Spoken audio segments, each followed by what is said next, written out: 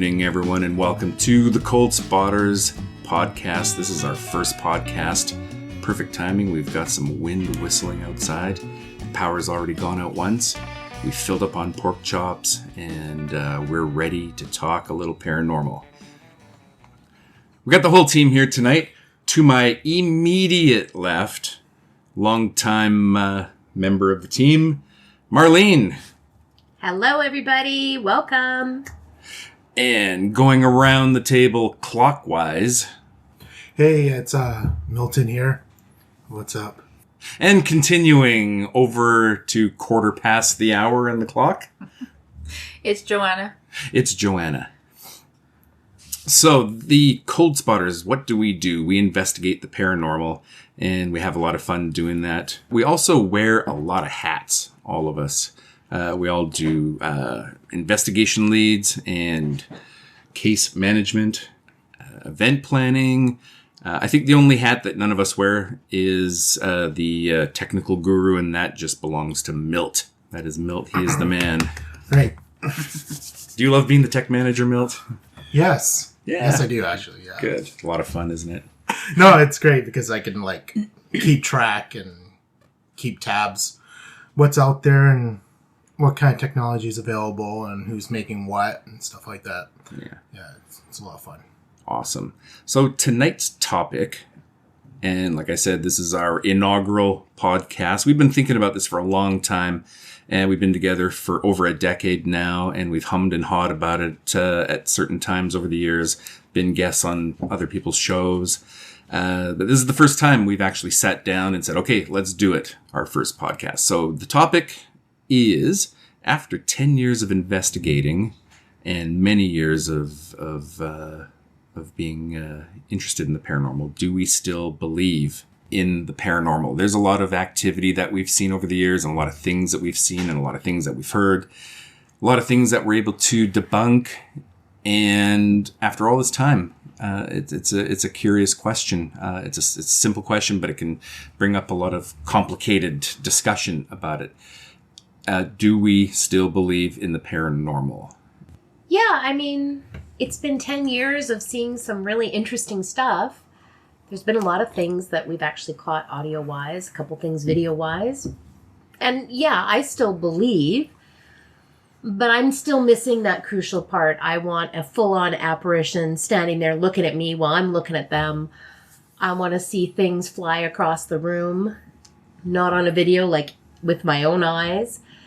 So those things we haven't encountered yet. Nope. And, we get a lot of feedback from our general audience and people that follow us. And quite a few times I've heard, people talk about possession. I've never authentically seen it once. Nor I. Yeah. So these are the things that I would like to experience as far as apparitions, more poltergeist activity.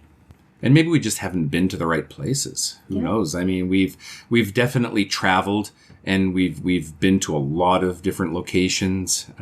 In some cases, been there many, many times. Perhaps you get desensitized to certain locations where maybe you're just not noticing it, or you're so used to that area that, I don't know. Milt, what do you think? For the question, I'd say yes and no. I think I'm still the same as when I first started Coldspotters, which was almost 10 years ago. Yeah, I've seen, I'm sorry, not seen, but heard, the mysterious nods, the disembodied voices in our EVPs and stuff like that. It's still not enough for me to be a true believer. I would like to see, tables being lifted off the ground, doors slamming in front of my face and stuff like that. Real poltergeist activity, scratches appearing in my arm for no reason, stuff like that. And been there, done that. Yeah. I mean, I know Marlene has in one location. I mean, all the locations we've been to in BC and Washington State, every location for me, it's probably get maybe not even a minute worth of evidence of the paranormal. That's right. I'm still not fully convinced. Yeah. It just goes to show how rare activity can be. We've been at it for a decade or more, and the most that we've gotten, we've had a couple of slam doors, we've had throat clearing, a few anomalous pieces of evidence, but it's so few and far in between. We've spent many nights in Overland Mansion and got absolutely nothing. It's, maybe our time is coming, right? Joanna, what do you have to say on the matter? I definitely still believe, and I actually feel like I believe more so because throughout the years, I think we've been teased with, little tidbits here and there, recordings, disembodied voices, and I want more. I want that proof.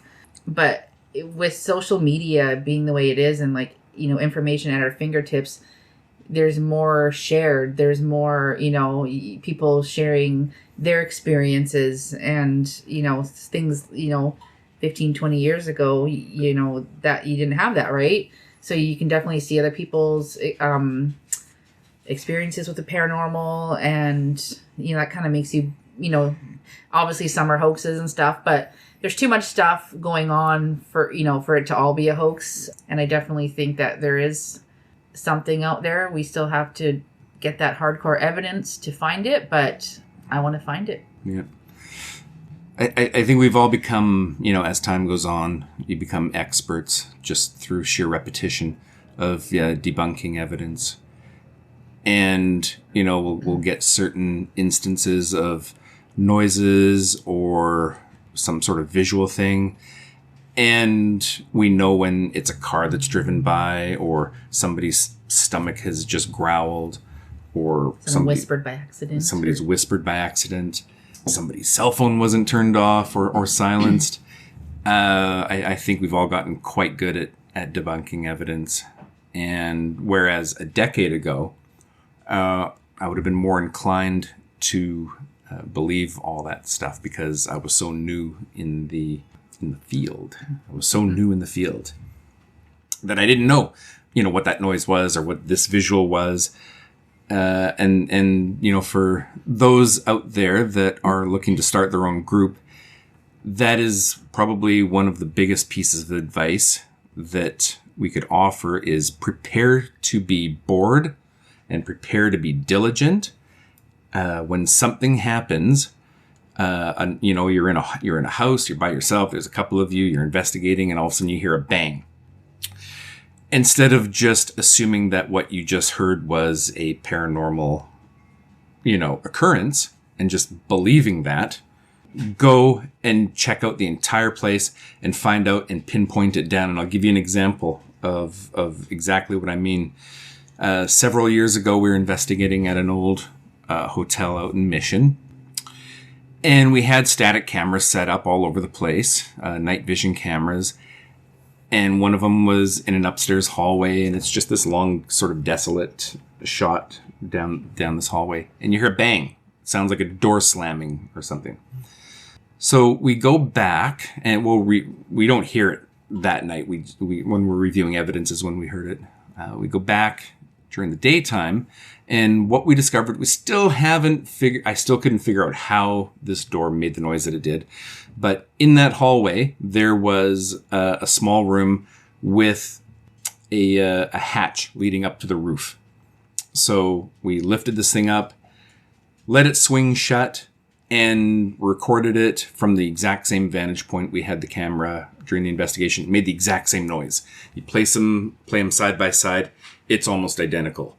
So, we had to, deduce that that's what made the noise. The only question was, who lifted up that trap door that was leading to the roof? So we sourced the noise. We don't know how the noise actually happened, though. That was something that we couldn't explain. So when things like that happen, it tends to make you more of a believer that there's something out there that can touch this plane of existence and affect it. And it's not really fair that we can't do the same back with them. Agreed. Right. It's not fair at all. No. Any ghosts who are listening right now, you have a serious, the best home court advantage in the universe. Very true. Use it. Use it well, but just wait till I get there. Yes. But we have seen some good stuff and heard some good stuff over the years. For sure. There's definitely been instances where we've been pretty impressed. But yeah, it's not enough. After 10 years, it's not enough. It's not concrete in a way, It's, well, for me, it is concrete because I can say, okay, a disembodied voice, well, we're all sitting there looking at each other, and there's no one else in the house. Well, that's, to me, that's concrete, but it's not enough. I want more. I want to see that full body apparition. I want someone to stand there and talk to me. And then I dive into the deep recesses of my brain and think, are there rules? Are they not allowed to interact with us? Do they even know we're there? Yeah. Are we the dead ones? We have no idea. Like, you can go down that dark hallway once in a while. But, I want more. Yeah, right? We could totally be on so many different levels of planes of existence. And some even theorize that this is part of the multiverse theory. Where, we're just hearing and interacting with ourselves from a different parallel plane of existence. And it's not dead people. When you die, that's it. You're toasted. And when people pass away and have near-death experiences and are dead for 10 minutes or whatever, there's still brain activity. That's been scientifically proven. There's still some brain activity. So, who's not to say that it's just some really intense lucid dream that you're having or some sort of... Your brain is firing off and you're seeing colors and hearing sounds, Exactly. And then, your brain completely fires off and you come back and you say, I saw the light, when it was just some sort of... The electricity in your brain is just going into overdrive because of the death rattle or whatever. So, I don't know. It's one of those things we're not going to find out until we get there ourselves. And even then, we may never know. It's, I think, one of the things that you hear when someone has a near-death experience is they don't know that they're dead right off the bat. You're just existing, and you don't have any memory of where you came from. You're just suddenly in this other place, and it's not really until afterwards when you wake up, or you get. I guess some people have had dead relatives come up to them and dancing through an open field and with their arms out like they were running for Lassie or something. And I've heard that story. Well, didn't you ever hear that story? There's an open field and some dead relative is like, yeah, yep. So who's to say? It'd be pretty cool if there was parallel universes, though. That's put a full stop on paranormal investigations. I've just recently been found this YouTube channel that is all about these people's experiences with near death, and one of them did say that we are in like a multi-universe where there are parallel levels, and that's why we have deja vu. You're experiencing something in a different plane, but there's so many different counts of people's experiences that it's hard to know what's real, what's not real. yeah. That was a big bang. Anyone else hear that bang? What was that? It was As a car. like on someone- the ceiling. Someone's car. So it's someone's car. I think as someone who's had a near-death experience, and I didn't see a relative, didn't see anybody. I just saw a bunch of lights, some really awesome music. I didn't know if it was singing. I didn't know if it was instrumental. It was both. It wasn't. It was, I call it otherworldly because I can't even describe it. I don't believe that, it's your brain firing off. How can so many people have these accounts of this otherworldly place or music or what have you? I mean, I just don't believe that is our brain doing that, I think it's something higher. Could be just more. Dreams. I mean, in a I wasn't dream- unconscious when it happened. I was a drowning victim. Have you I was ever fully aware of what was going yeah. down. And have It you was ever me once going in down. a dream had this otherworldly place? I've never have. My dreams have always been about, people I know, or they may have been weird, but it's never been like this otherworldly feeling in a dream. It's, it's... I only have twice. Twice I have. Where I've had a dream. One was when your mom passed away, right? Yeah. But see, that could be a visitation that you had with her. So that could be a whole different experience. Yeah. But yeah, back to the near-death thing. I mean, it's funny because what caught me off guard so much, I mean, I'm drowning, I can't breathe, and I have to take a breath at this point. I'm at the bottom of the lake. Mm-hmm. I got to take a breath, and I do. And it should be the most painful, frightening thing. And it wasn't. And I had started to see the colors already and this music, and it got even more intense. But I have to say, it was probably the most peaceful thing I've ever experienced in my life. And there was so much like joy and peace. Mm-hmm. And that was quite shocking just to me as I was experiencing it. Yeah. And then eventually ripped out of the water and angry. And a lot My of first people- experience when I was awake Exactly. and I conscious, was just going to angry. say, a lot of people who have these experiences don't want to come back Yeah. to their body. They want to feel this love and peace that they felt Yeah. wherever they were, you know, while this was happening. And Yeah. one person that I watched on YouTube, they said for months they were depressed. They couldn't get out of this funk. They didn't want to be here. They didn't want to be in their body. They wanted to be back where they were. And, you know, they finally had to realize, okay, well, I have a purpose in this life, you know. And that's what a lot of people say is, you know, your soul is here on a journey. You know, everyone has a purpose. Everyone's soul has to become higher. And who knows, right? Yeah. But You have to believe in what you believe in. And Well, do I think that you go somewhere or something happens from that experience? Yes, something happens. I don't know what the heck it is. I don't know if that's the last ditch effort of my brain creating that and giving me such peace as I take my last breath, or if I was actually going to start a journey. I couldn't tell you, but it was very peaceful, whatever it was. So death certainly doesn't scare me.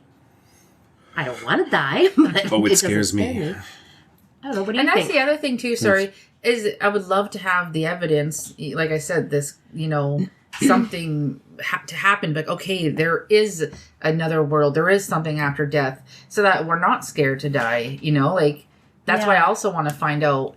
There's a hospital in New York that in their surgical OR room, they have quite a large wardrobe cabinet, and on the very top is it's like a long little neon sign. Just says the same thing all the time. It says the popsicles are blooming, and you would not be able to see that unless you I've were heard of that, up near the ceiling.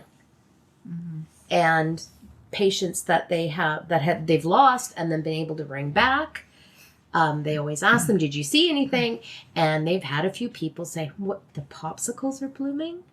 It's such a strange thing, someone right? just wouldn't say or see, And there's been people that say, "I seen this sign," and then some just say the phrase, and they have no idea why. I hope they change the sign every time, though, right? Well, yeah, because everybody knows word about it. wouldn't I get do. We're a world away, and we know about it. Phrase of the month, you know? Yeah, exactly. See what happens. But a very interesting study.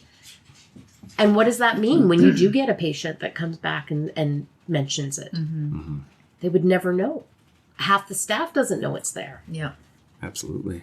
I mean, I've spoken before about that weird dream that I had, and I often wondered if it was like a near-death experience, or if I don't know, flatlined for a couple of minutes, or if it was just some sort of bizarre, powerful, lucid dream. But in the dream, I'll just call it a dream. In the dream, I'm in this town, and it was as real as me sitting here. There was full dimension, full fidelity of everything, and but I had no sense of disorientation. I had no thoughts of this existence. I was just there. And it was this weird little town, and, you know, with this main street and stores and cafes and houses with people in them. There was nobody out on the streets. And I'm walking around, and I don't even know how long I was there. It just felt like, I don't know, I'm just walking around this town, looking at everything. And I'm sitting on a bench on the sidewalk, and this car pulls up, and it's one of these big, long, old, kind of 70s muscle car, or not muscle cars, but just like a 70s car with a long hood, you know? Like a Cadillac or something. Yeah, like a big old Chrysler wheel. Newport or something. This man gets out from the passenger side. I cannot see his face, and he's just completely shadowed out. And I heard a voice say, "You might think this is heaven now, but eventually you'll think it's hell." And at that moment, I woke up. Ooh, that's unnerving. Yeah. And so I've never, when I woke up, it was all there as if it was a tangible memory of, like, as if I'd actually gone to this place. Yeah. It wasn't like a dream where it fades out after like 5 seconds where you're like, what the fuck did I just dream? So it was quite the profound experience. This is actually a long time ago. This happened, probably a good 6 years ago. That's one of the things that makes me believe in some sort of alternate plane of existence, whether it's the afterlife or if your spirit just moves on into the next plane of existence, and from there you have a shelf life. And after that's expired, you go on to the next plane of existence until you end up in the Q continuum or something. I hope I don't have to work in the afterlife. Yeah, right? I just hope to be... shitty job or something that's really hard. You're like, oh, God. I hope to be omnipotent. I want to be a cat. You want to come back as a cat? Yeah. I don't want to come back. I'm good. That's what I worry about. I don't want to be like a cockroach or something like that. Oh, God, yeah. Oh, yeah, right? Yeah. Or a The rat. Orkin man shows up. You're like, come on. You know, humans stay human. You Yeah. know, everybody else stays whoever. Yeah, a good point. Although Good I'm point. certain that there's probably, based on some of the humanity walking the earth, they were reincarnated from a cockroach. What do you have against cockroaches, man? They're going to survive the nuclear war. Yeah. Yeah, right? Them and Twinkies. Yeah, but that dream was a complete Twilight Zone of that's an a crazy experience. dream. Yeah. But all these little things we can't explain makes us, want to keep moving forward and keep looking for new ways to investigate and new ways to debunk and, further our understanding of what is out there, because honestly, yeah, you don't know until you get there, and even then you may not know when you get there. That would be... We could be there. We could be there, and that's Right now. that's the sad irony of it. Investigating ourselves. Investigating ourselves. It's a real trip. Those are the for all you kids out there wanting to grow up and be the next ghost hunters. These are just some of the things that you can look forward to.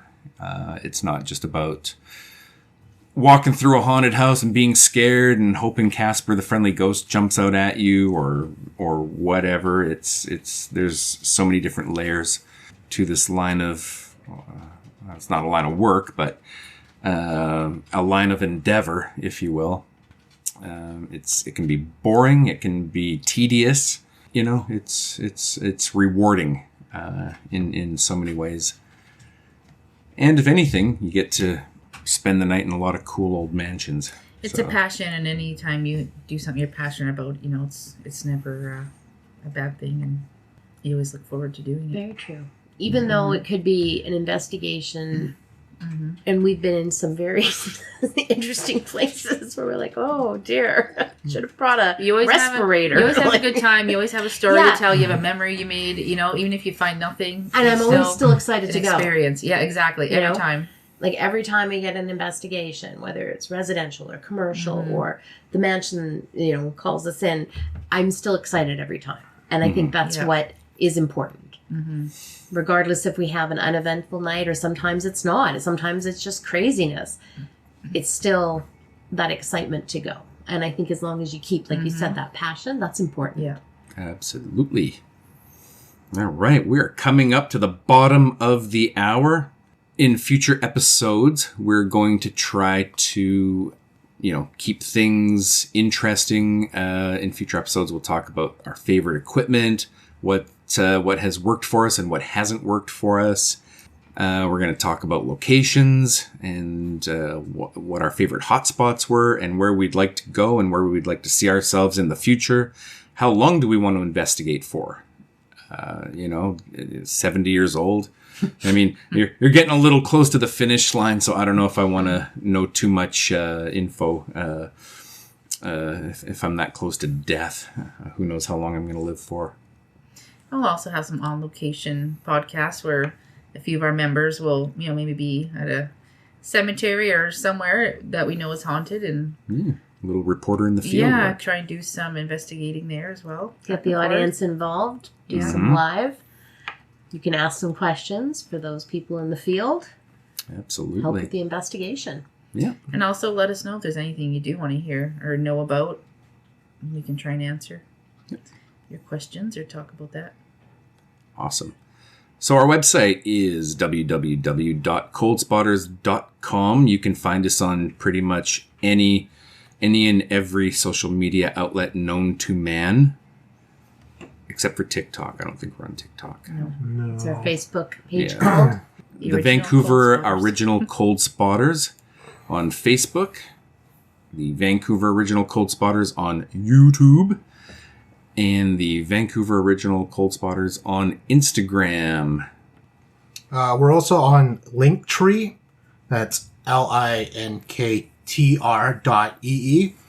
/ Coldspotters. That has all of our links to our website, Facebook, Twitter, and Instagram. So if our address is a little too long, it'll be all on the Linktree there. And also, if anyone does, listen to this and you're in the Lower Mainland and, are experiencing paranormal activity and need some help or want to try and get some answers, just, send us an email, go on Facebook, send us a message, and we'd be happy to come out. We never charge for an investigation, ever. We don't ask for donations. That's our passion to come, and we're happy to do it. Reach out to us, and we'll definitely come and try to give you some answers. Fantastic. All right, I think that just about does it for this episode. Now, the frequency of these episodes will probably be once a month. We don't want to go too hot and heavy and crazy with it and then burn out fast and leave everybody hanging. So we want to start off at a nice, slow and steady pace and just kind of go from there and see where this little leg of the journey takes us. So thanks very much for listening, and we will see you on the next episode. Thanks, everyone. Bye-bye. Bye. Bye. Bye.